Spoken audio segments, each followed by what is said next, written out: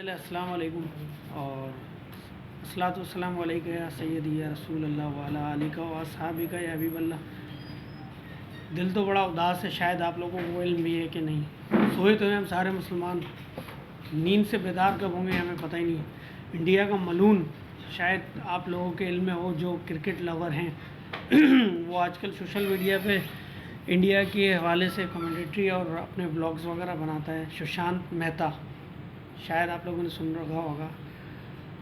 بہت ہی برا حال ہوا ہے، وجہ اس کی ہے کہ اس بدبخت شخص نے ہمارے پیارے نبی آقا محمد مصطفیٰ صلی اللہ علیہ وسلم کی شان میں گستاخی کی ہے۔ بہت سارے لوگ یہ بات سن کر کے اب حیران زدہ ہوں گے، شاید کچھ لوگوں کے علم میں بھی بات نہ ہو، تو ہم تو سوئے ہوئے ہیں، اب کب جاگیں گے ہمیں علم نہیں ہے۔ لوگ ہمارے سر کیا ہمارے سینے پہ خنجر مار کے جا رہے ہیں اور ہم دیکھتے رہ رہے ہیں اور سوئے میں، ہم کب جاگیں گے اس کا تو ہمیں اندازہ ہے نہیں۔ جبھی میرے رب نے فرما دیا تھا ورفعنا لک ذکرک، اے محبوب آپ کا ذکر ہمیشہ بلند رہے گا۔ ہمارے ذمہ ایک چیز نہیں چھوڑی، اگر ہمارے ذمہ کوئی چیز چھوڑی ہے کہ کوئی ملون یا بدبخت شخص آپ صلی اللہ علیہ وسلم کی شان میں اگر گستاخی کرے تو اس کا انجام کیا ہونا چاہیے؟ ہم سوئے رہیں؟ ہاں، ہمیں کوئی آگے جگائے یا سوشل میڈیا پہ ہم شور کر کے چپ ہو جائیں؟ ہمیں تو جاگنا پڑے گا۔ ہمیں حضرت عمر فاروق رضی اللہ تعالیٰ عنہ کے اس دور میں وہ یاد کرنا پڑے گا کہ جب ایک ملون تھا تو مسلمان، جب آپ صلی اللہ علیہ وسلم کے بارگاہ میں تشریف لے جاتا ہے اور اس نام نہاد مسلمان کے شخص کے پاس ایک یہودی امانت رکھتا ہے اور امانت میں وہ خیانت کر بیٹھا ہوتا ہے اور جاتا ہے آقا کے دربار میں تو مسلمان ہوں، میرے حق میں فیصلہ ہو جائے گا۔ تو آقا تو ہمارے آقا ہیں، صادق و امین، سب سے بڑے صادق ہیں۔ وہ گیا، وہ سوچتا ہے کہ آقا تو میرے حق میں فیصلہ دے دیں گے کیونکہ میں تو مسلمان ہوں، مگر آقا نے اس کے حق میں فیصلہ نہیں دیا۔ آقا نے اس یہودی کے حق میں فیصلہ دیا کیونکہ وہ حق پہ تھا۔ امانت میں خیانت اس مسلمان نے کی تھی، تو اس بدبخت ملون نے آقا کا فیصلہ نہ مانا اور رد کر کے چلا گیا حضرت عمر فاروق رضی اللہ تعالیٰ عنہ کے دربار میں، اور سارا سلسلہ جو تھا وہ بتایا کہ بھائی ایسے چیزیں ہوئی ہیں، میں اس کے میرے پاس اس کی امانت تھی اور میں امانت میں خیانت کر گیا۔ سوچتا ہے، دوبارہ سوچتا ہے کہ عمر فاروق مسلمان ہیں، جلال صحابہ ہیں، کافی جلالی آدمی ہیں، تو میرے حق میں فیصلہ دے دیں گے، مگر جیسے ہی پتہ لگا کہ وہ آقا کے دربار سے آیا، حضرت عمر فاروق رضی اللہ تعالیٰ عنہ نے اس کا گردن قلم کر دیتے ہیں، اس شخص کا، مسلمان جو نام نہاد مسلمان تھا۔ تو ہمیں وہ بیداری رکھنی پڑے گی کہ آقا کے بعد بس ختم، آقا کے اوپر کوئی بات نہیں، ختم، وہ ہے نا، صرف زبان سے نہیں کہ آقا آپ پہ میرے مال، جان مال، عزت، آبرو، ماں باپ، بہن بھائی سب قربان۔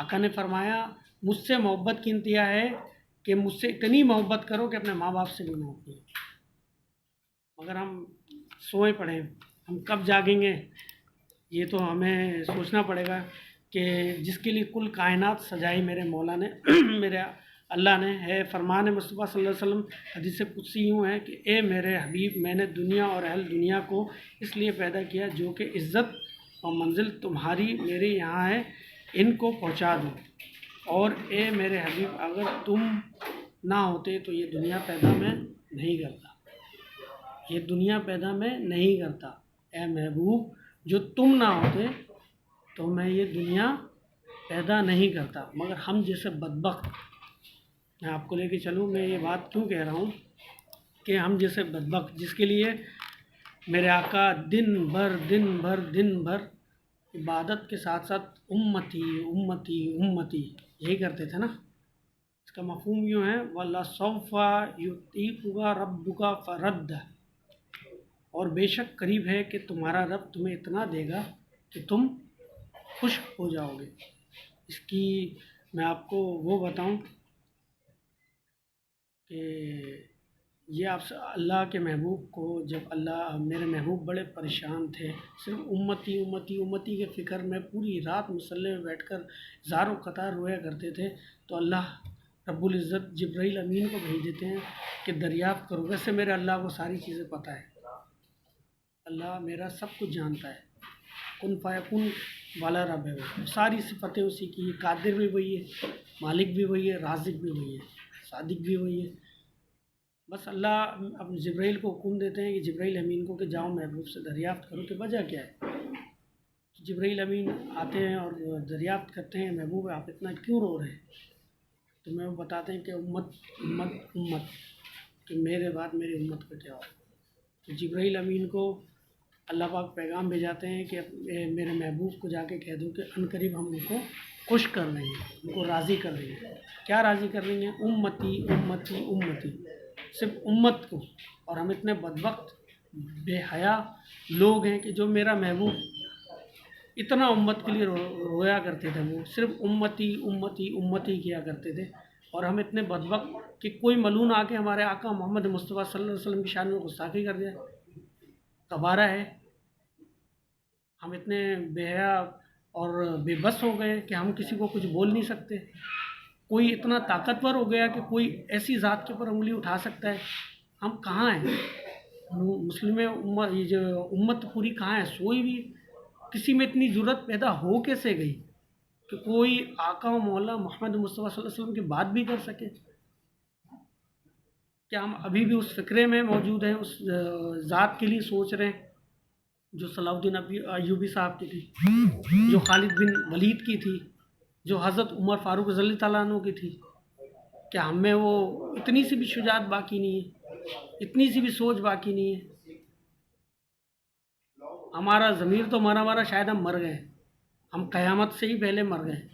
ہمیں چاہیے کہ اپنے دین کو ٹٹولیں, اس میں ایمان ڈھونڈے, ایمان نظر آ جائے تو اللہ کا شکر ادا کرے کہ اللہ پاک تو نے کہیں دل کے کونے میں ایمان ذرا سے بھی باقی رکھی. تو مٹنے کا مقام ہے کہ ہمارے آقا و مولا کو ہر دوسرے روز کوئی ملون آ کر ان کی شان میں گستاخی کر جاتا ہے. سوچنا اور یہ فکرہ صرف دینے کا یہ ہے کہ اس ملون کو جو انڈیا میں بیٹھا ہے, سب سے پہلے وہ مسلمانوں سے اور آپ صلی اللہ علیہ وسلم سے معافی مانگے. مسلمانوں کی جو دل آزاری ہوئی اس سے معافی مانگے, ورنہ اس کا کیفے کردار پہنچانا کوئی بڑی بات نہیں ہے. کیونکہ میرے رب نے فرما دیا نا, وَرَفَعْنَا لَكَ ذِكْرَكَ, اے اللہ, اے محبوب, تیرا ذکر ہمیشہ بلند رہے گا. تو میرا اللہ بدلہ لینا بھی بہت اچھے طریقے سے جانتا ہے. ملون کو کھل کر کے پیغام ہے کہ آئندہ میرے آقا محمد مصطفیٰ صلی اللہ علیہ وسلم کی شان میں گستاخی کرنے سے پہلے 10 بار سوچ لیں. اور یہ فکرہ تمام مسلمانوں کے لیے کہ جاگ جائیں. اس پہ انگلی اٹھ رہی ہے, سوچیں. اپنا بڑا خیال رکھیں. شاکر حسین انصاری, السلام علیکم.